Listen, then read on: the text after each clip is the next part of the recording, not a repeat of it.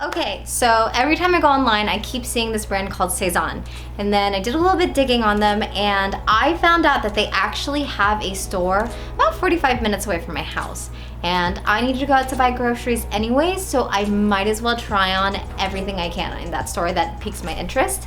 I'm going to talk about every piece I tried on, what I bought, what I didn't buy, and why I didn't or I did buy them. And then I'm gonna go over their sustainability impact. And I am back. So, I drove all the way to San Francisco to try on a bunch of things from Sezane, and their style selection is actually fantastic. When you walk in, everything is color-coded. I'm a sucker for that. I don't know why brands don't do that more often, and especially someone who does have like a set season. I am in autumn. It's just a beautifully laid out store. So you might be currently wondering, why are you suddenly in a New York Giants t-shirt? It's because San Francisco is very hilly and I sweat a lot, so I had to come home and shower, and now I'm refilming. Let's go through every piece of clothing I tried on, what I actually bought, what I left in the store, and why. Item number one, let's start off with the Angie cardigan. So I tried this on in 2 different colors, and they were beautiful pieces. I loved them. I did notice that there was some fallout, and I thought they were beautiful. They're really dainty and very feminine. I didn't buy it because of how it looked on me. I thought it was a good look, but I'm much more of a high neck girl, only because I feel like whenever I do a V-neck, it makes me look shorter. It's surprisingly, for the amount of texture that it has, it's not itchy at all. It falls really nice, and it's something that it just feels really nice on your skin. I actually have dry skin, so the fact that it felt comfortable actually was amazing for me. It is a mohair cardigan. You also have to take into account, if you're gonna buy anything mohair, is that it's going to be trendy. It's going to be a trendy piece. It might look dated in the future, but I just think it's really beautiful, and I think if you were to buy mohair, this is 100% how I would do it. It does have some artificial fabrics to it, and that's to make the wool stronger, so I guess it's a give and take. Not everything's gonna be perfect. With mohair, I know you need a little bit more structure, hence why they probably brought in the polyamide, but it's a great piece. Next, we have the Bianca blouse. So something that really shocked me about the Bianca blouse is how thick it felt. You know when you go to an antique shop and you touch some like fabric or anything, or even like dollies from like the 40s to 50s, and you realize, oh, it's really thick, it's really durable, and that's why you can still buy those things. That is an art that we have lost as a society. I loved this blouse. Something that I didn't love about the blouse is the price tag. I was really hesitant to buy it only because it was $130 and it was mixed with polyamide. I thought it was beautiful. I ended up bringing it home. It was super worth it for me, especially from the aspect that I have a lot of white blouses and I wanted some more black or gray blouses. It just made me feel very feminine and beautiful. It's something that I can mix and match in my professional and my personal life. I'm really excited that I actually ended up buying it, and after I came home and like talked to my boyfriend about it, he was like, it's a really cool piece that you really are not gonna find a lot of people wearing. So glad that I bought it. Next we have the Chloe shirt. So the Chloe shirt is actually really similar. Is it Chloe or Chloe? I'm gonna say it's Chloe, and please correct me if I'm wrong. So they have 2 different versions of this. They have one that's 100% viscose, which is really soft and silky. I really loved that one because it is such a beautiful piece. It made me feel very feminine and it added some color to my wardrobe, so I actually ended up buying one. All right, so I tried on 2 different versions. I tried on the black weave and then I tried on the silk version. I liked the black weave, but it was just too close to the Chloe, the other shirt that I was trying on, so I just decided to go with the other one because it ended right here. And I'll do a whole video on proportions and why I choose to have a lot of my sleeves fall like 3/4 of the way.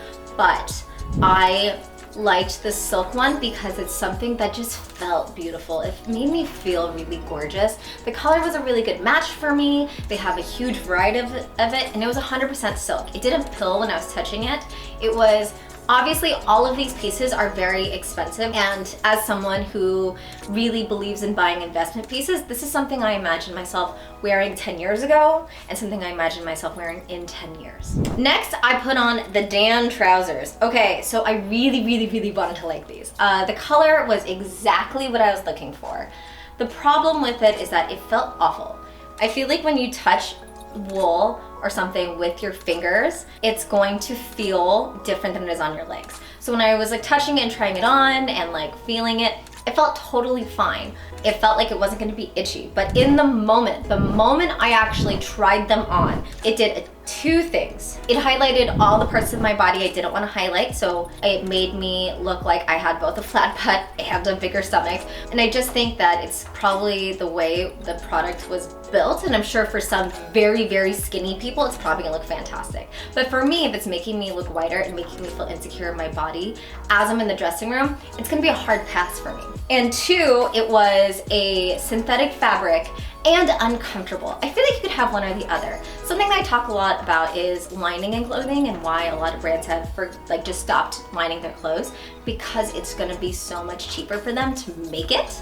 So I highly recommend, if you're going to buy a wool piece of clothing, really consider getting it lined. Next, I tried on the Hua dress. I loved this dress on the hanger. I thought, oh my God, this is stunning. And then I tried it on and I didn't like it on my body. And I'm going to take into account that I'm filming this right after Thanksgiving. So I'm obviously feeling pretty bloated and heavy, but I felt like for such a small person, for some reason it made me look whiter. Something I did like about it is that it was textured, it was ribbed, which I think is beautiful. There were really simple, gorgeous 1990s inspired details on the sweetheart neckline. For some reason, it makes you look kind of wide and stumpy and longer. That being said, it is still a very beautiful dress. It is mostly wool and cotton, has elastane, and has polyamide. It is still very fast fashion feeling. Spandex that I don't like is that over time, spandex kind of stretch out and doesn't really look good.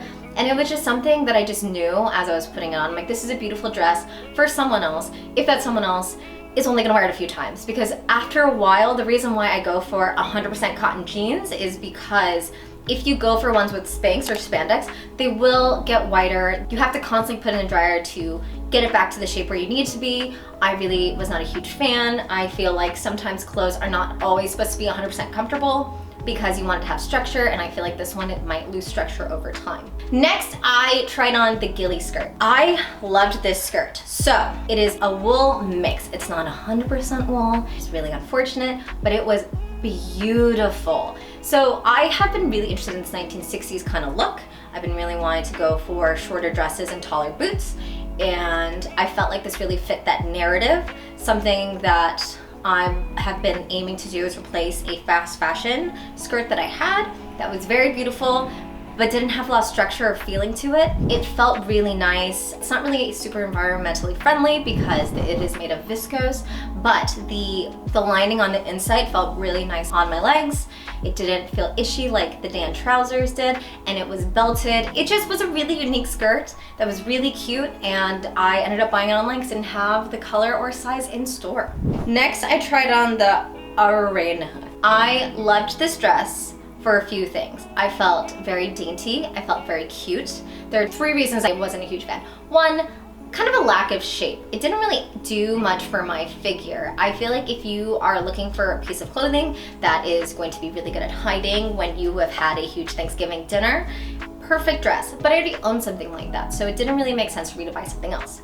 Two, you could see that it was printed fabric, and of course it's gonna be printed fabric, but it just kind of looked cheap for a $200 dress. If I'm gonna spend a few $100s on a piece of clothing, I really want it to be top notch. I'd rather spend a little bit more to get a better quality product. And then three is made of viscose. So it's an environmental disaster.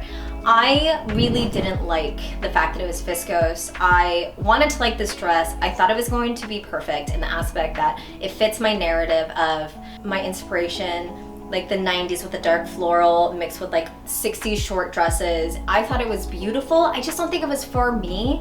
And I really wish it was made of like cotton or linen or just any other fabric that's 100% natural. Next, I tried on the Piana dress. I loved this dress. I didn't buy it because I own something similar to it, but I loved the fact that it was very elegant. You could tie it around your waist. It was 100% wool and it felt really comfortable for something that is kind of oversized but still gave you shape. I thought it was a fantastic piece. The stitching on all of these products looked fantastic, and this is not an exception. I think that it was a very beautiful piece of clothing. I would highly recommend it if you were looking for a good piece. I just think two things. One, I own something already similar to it that is in the same color, and two, the color scheme didn't match. Like, as of right now, they only have two colors, which is bright purple or beige, like a tannish beige, like a taupe. I recommend trying that one on because it was stunning. Last but not least, I tried Le Crêpe. So Le Crêpe is the best things that they do are their knitwear and their silk blouses and their jeans. With denim, the thicker it is, the more flattering it is. Denim is not really meant to be really comfortable. I feel like denim needs to be kind of uncomfortable. You need to do some stretches and you need to like move around a little bit. And so my problem with a lot of fast fashion is that you put it on, it feels comfortable instantly, but then it's hanging off your butt 2 hours later. Le Crêpe is amazing because it really grabbed everything in the right way. All of their jeans looked really good on me. As someone who's 5'3" but tells people she's 5'5", it was just a little bit too long. So if you're gonna go for it, get a tailor if you're a short woman. If you're a tall woman, it's made for you. It was a beautiful piece of clothing. It was a beautiful pair of jeans. I would really recommend it to anyone who would consider buying a pair of jeans like that. I really do think it was a gorgeous piece. When it comes to good on you, it is not good enough. Their labor isn't good enough, their environmental impact isn't good enough, their animal products, but there's no evidence it has set greenhouse emissions. It does use some lower impact materials, including cotton. It has eliminated some hazardous chemicals, but not made a huge commitment to making sure they don't use any and eliminate all of them. So it has not committed to ensuring safety for their workers, and they do use a lot of wool and they use 100% leather. So if that's really important to you, that's something to take into account. I only bought 3 things, but I highly recommend when you are shopping to be critical of those things, to keep in mind. The reason why I didn't go over the top with like spending and buying a bunch of things is because I'm really trying to lower my impact, and that doesn't mean giving up shopping completely for me, because if I do, I will overcorrect, and then the next thing you know, I'm spending $1,000 at TJ Maxx on things I don't need. Because I know who I am, I needed to indulge a little bit. I think it's a great brand. You can actually see they put a lot of details and time and effort into making really good quality products. You can see that they make pieces that are really durable, and you could tell that you're supposed to wear it forever. So I would say if you're looking for good investment pieces, it's a good one to try out. Let me know if there's any other brands you would like for me to try out when it comes to investment pieces. Let me know if you guys have ever tried Sezane. I would really love to hear.